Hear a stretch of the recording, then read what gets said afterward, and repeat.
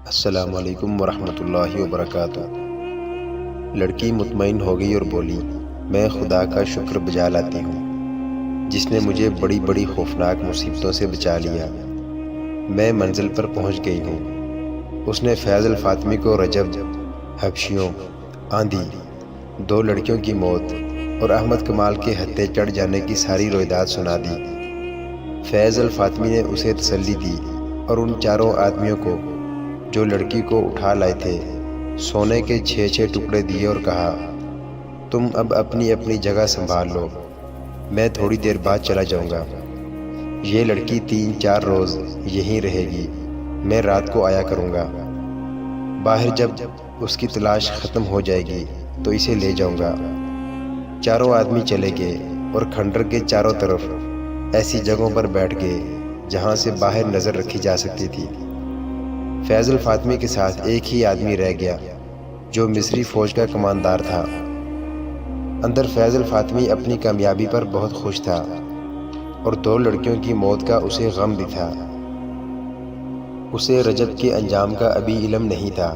اس نے کہا، رجب کو وہاں سے نکالنا ضروری ہے۔ اس نے علی بن سفیان اور صلاح الدین ایوبی کے قتل کا کچھ انتظام کیا تھا جس کا مجھے ابھی علم نہیں کہ کیا تھا۔ اس نے غالباً فدائیوں سے معاملہ طے کیا ہے۔ یہ دونوں قتل اب بہت ضروری ہو گئے ہیں۔ اب ہمیں کوئی نیا منصوبہ بنانا ہے۔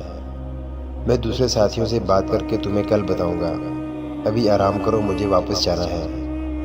صلاح الدین ایوبی کو آپ پر اعتماد ہے؟ لڑکی نے پوچھا۔ اتنا زیادہ کہ اپنی ذاتی باتوں میں بھی مجھ سے مشورہ لیتا ہے، فیض الفاطمی نے جواب دیا۔ مجھے پتہ چلا ہے کہ اعلیٰ حکام میں صلاح الدین ایوبی کے وفاداروں کی تعداد بہت زیادہ ہے، لڑکی نے کہا، اور فوج بھی اس کی وفادار ہے، یہ صحیح ہے۔ کماندار جو وہاں موجود تھا بولا، اس کا سراغ رسانی کا محکمہ بہت ہوشیار ہے، جہاں کوئی سر اٹھاتا ہے اس کی نشاندہی ہو جاتی ہے۔ اعلیٰ حکام میں 2 اور ہیں جو صلاح الدین ایوبی کے خلاف کام کر رہے ہیں۔ ان کے نام آپ کو محترم فیض الفاطمی بتا سکیں گے۔ فیض الفاطمی نے دونوں نام بتا دیے اور مسکرا کر لڑکی سے کہا، تمہیں اعلیٰ سطح پر ہی کام کرنا ہے۔ صرف 2 حکام کے درمیان چپکلش پیدا کرنی ہے اور 2 کو زہر دینا ہے جو تم آسانی سے دے سکو گی۔ مگر اب مشکل یہ پیدا ہو گئی ہے کہ تمہیں کسی محفل میں نہیں لے جا سکیں گے۔ تم پردہ نشین مسلمان لڑکی کے بھیس میں کام کرو گی ورنہ پکڑی جاؤ گی۔ ہو سکتا ہے میں تمہیں واپسی فلسطین بھیج دوں اور کسی اور لڑکی کو بلا لوں جسے یہاں کوئی پہچان نہ سکے۔ میرا گروہ بہت ذہین اور سرگرم ہے۔ یہ سالاروں سے نیچے کمانداروں کی سطح کا گروہ ہے۔ یہ 4 آدمی جو تمہیں اپنی دلیری سے اٹھا لائے ہیں اسی گروہ کے افراد ہیں۔ ہم نے ایوبی کی فوج میں بے اطمینانی پھیلانی شروع کر دی ہے۔ قوم اور فوج کو ایک دوسرے سے متنفر کرنا ضروری ہے۔ اس وقت صورتحال یہ ہے کہ شامی اور ترک فوجی مصری عوام میں اپنے اچھے سلوک، کردار اور لڑنے کے جذبے کی بدولت بہت مقبول ہیں اور عزت کی نگاہ سے دیکھے جاتے ہیں۔ سوڈانیوں کو شکست دے کر انہوں نے شہریوں کے دلوں میں عزت کا اضافہ کر لیا ہے۔ ہمیں فوج کی اس عزت کو مجروح کرنا ہے، سالاروں اور دیگر فوجی حکام کو رسوا کرنا ہے۔ اس کے بغیر ہم صلیبیوں اور سوڈانیوں کی کوئی مدد نہیں کر سکتے۔ باہر کا حملہ ناکام رہے گا، فوج اسے کامیاب نہیں ہونے دے گی، قوم فوج کا ساتھ دے گی۔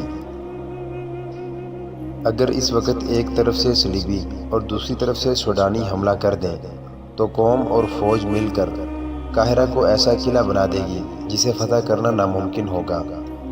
قاہرہ کو فتح کرنے کے لیے ہمیں زمین ہموار کرنی ہوگی، لوگوں کے ذہنوں میں وہم اور وسوسے اور نوجوانوں کے کردار میں جنس پرستی اور آوارگی پیدا کرنی ہوگی۔ مجھے بتایا گیا تھا کہ یہ کام 2 سال سے ہو رہا ہے، لڑکی نے کہا۔ خاصی کامیابی بھی ہوئی ہے، فیض الفاطمی نے کہا۔ بدکاری میں اضافہ ہو گیا ہے، مگر صلاح الدین ایوبی نے ایک تو نئے مدرسے کھول دیے ہیں، دوسرے مسجدوں میں خطبے سے خلیفہ کا نام نکال کر کوئی اور ہی رنگ پیدا کر دیا ہے اور لڑکوں کو عسکری تعلیم دینی شروع کر دی ہے۔ بات یہیں تک پہنچی تھی کہ ان 4 آدمیوں میں سے ایک آیا اور فیض الفاطمی سے کہا، ابھی باہر نہ جانا، کچھ گڑبڑ ہے۔ فیض الفاطمی گھبرایا، اس آدمی کے ساتھ باہر چلا گیا۔ ایک اونچی جگہ چھپ کر دیکھا، آدھی رات کے پورے چاند نے باہر کے ماحول کو روشن کر رکھا تھا۔ اس نے کہا، تم لوگوں نے بے احتیاطی کی ہے، یہ تو فوجی معلوم ہوتے ہیں، گھوڑے بھی ہیں۔ تم چاروں طرف سے دیکھو، میں کدھر سے نکل سکتا ہوں؟ میں دیکھ چکا ہوں، اس آدمی نے جواب دیا۔ یوں نظر آتا ہے جیسے ہم مکمل گھیرے میں ہیں، آپ وہیں چلے جائیں، مشعلیں بجھا دیں، وہاں سے نکلنے کی غلطی نہ کریں، وہاں تک کوئی نہیں پہنچ سکے گا۔ فیض الفاطمی کھنڈروں میں غائب ہو گیا، اور یہ آدمی جو پہرا دے رہا تھا بلند جگہ سے اتر کر اندر کو جانے کی بجائے دیواروں کے ساتھ ساتھ چھپتا باہر نکل گیا۔ باہر کا یہ عالم تھا کہ 50 کے قریب پیادہ فوجی تھے اور 20-25 گھوڑوں پر سوار تھے۔ انہوں نے سارے کھنڈر کو گھیرے میں لے لیا تھا۔ یہ پہرے دار ان تک گیا اور ایک فوجی سے پوچھا، علی بن سفیان کہاں ہیں؟ اسے بتایا گیا تو وہ دوڑتا ہوا گیا۔ اس دستے کی کمان علی بن سفیان خود کر رہا تھا، اس کے ساتھ احمد کمال تھا۔ پہرے دار نے انہیں کہا، اندر کوئی ایسا خطرہ نہیں، آپ کے ساتھ 2 آدمی بھی کافی ہیں، میرے ساتھ آئیں۔ یہ پہرے دار ان 4 آدمیوں میں سے تھا جنہوں نے لڑکی کو اغوا کیا تھا۔ علی بن سفیان نے 2 مشعلیں روشن کرائی، احمد کمال اور 4 عسکریوں کو ساتھ لیا، 2 کے ہاتھوں میں مشعلیں دی، سب نے تلواریں نکال لی اور اس آدمی کے ساتھ کھنڈر میں داخل ہو گئے۔ انہوں نے دیکھا کہ کوئی آدمی کسی طرف سے آیا اور دوڑتا ہوا اندر کی طرف چلا گیا۔ علی بن سفیان کے رہنما نے کہا، یہ ان کا آدمی ہے، وہ اندر والوں کو خبردار کرنے چلا گیا ہے، آپ تیز چلیں۔ وہ سب دوڑ پڑے۔ اگر یہ لوگ رہنما کے بغیر ہوتے تو ان بھول بھلائیوں میں بھٹک جاتے یا ڈر کر وہاں سے بھاگ آتے۔ رہنما کے ساتھ وہ بڑی اچھی رفتار سے جا رہے تھے۔ کسی طرف سے ایک اور آدمی دوڑتا آیا، اس کی انہیں یہ آواز سنائی دی، میں ادھر جا رہا ہوں، تیز چلو۔ یہ رہنما کا ساتھی تھا۔ وہ اس چٹانی کمرے میں پہنچ گئے جس سے سیڑھیاں نیچے اترتی تھی۔ نیچے سے انہیں آوازیں سنائی دی، ہمارے ساتھ دھوکہ ہوا ہے، یہ دونوں ان کے آدمی ہیں۔ پھر تلواریں ٹکرانے کی آوازیں سنائی دیں اور یہ آواز بھی آئی، اسے بھی ختم کر دو، یہ گواہی نہ دے سکے۔ علی بن سفیان اور احمد کمال مشعل برداروں کے پیچھے دوڑتے پھلانگتے نیچے اترے۔ اس کمرے میں پہنچے تو وہاں خون بہہ رہا تھا۔ لڑکی پیٹ پر دونوں ہاتھ رکھے بیٹھی ہوئی تھی۔ فیض الفاطمی کے ساتھ جو کماندار تھا، وہ اور ایک اور آدمی فیض الفاطمی اور ایک پہرے دار سے لڑ رہے تھے۔ علی بن سفیان نے فیض الفاطمی کو للکارا۔ فیض الفاطمی نے جب اپنے خلاف بہت سی تلواریں دیکھیں تو اس نے تلوار پھینک دی۔ احمد کمال نے دوڑ کر لڑکی کو سنبھالا، اس کا پیٹ چاک ہو چکا تھا۔ احمد کمال نے فرش پر بچھے ہوئے بستر سے چادر اٹھا کر لڑکی کے پیٹ پر کس کر باندھ دی اور علی بن سفیان سے کہا، مجھے اجازت ہو تو اسے باہر لے جاؤں۔ علی بن سفیان نے اسے اجازت دے دی۔ احمد کمال نے لڑکی کو بازوؤں پر اٹھا لیا، وہ سخت تکلیف میں تھی۔ پھر بھی اس نے مسکرا کر احمد کمال سے کہا، میں نے فرض پورا کر دیا ہے، تمہارے مجرم پکڑوا دیے ہیں۔ فیض الفاطمی اور لڑکی کو اغوا کرنے والے 4 میں سے 2 آدمیوں کو گرفتار کر لیا گیا۔ باقی 2 آدمی اور ایک کماندار جو فیض الفاطمی کے ساتھ تھے علی بن سفیان کے آدمی تھے۔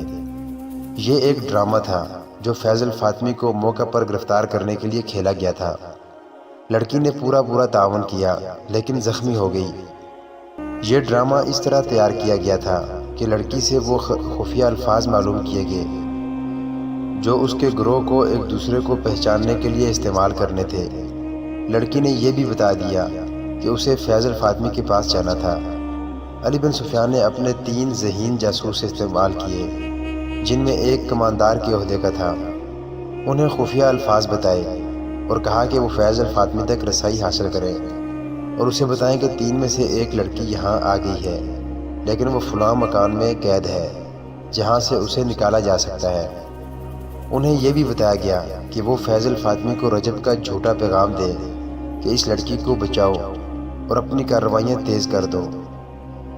ان جاسوسوں نے 3 دنوں کے اندر فیض الفاطمی تک رسائی حاصل کر لی اور اس پر ثابت کر دیا کہ وہ اس کے زمین دوز گروہ کے افراد ہیں۔ فیض الفاطمی کو یہ خطرہ بھی تھا کہ لڑکی چونکہ قید میں ہے اس لیے اذیت کے زیر اثر بتا دے گی کہ وہ بھی اس کے ساتھ ہے۔ فیض الفاطمی کے لیے اپنا تحفظ ضروری تھا، لہٰذا اس نے لڑکی کے اغوا کا منصوبہ بنایا۔